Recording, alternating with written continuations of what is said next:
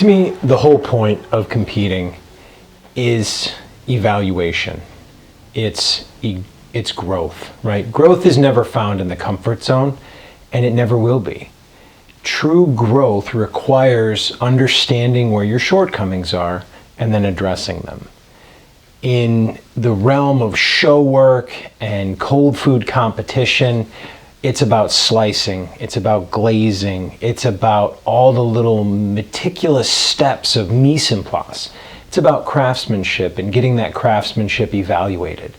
It's about understanding where your mise en place is and where it's going to go. It's about research and development and developing flavors.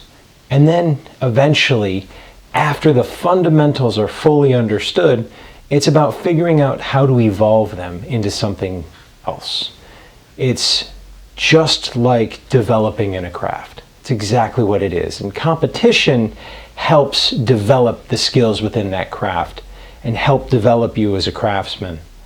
It helps evolve your brain and bring your hands and level of muscle memory to a level that you can't undo.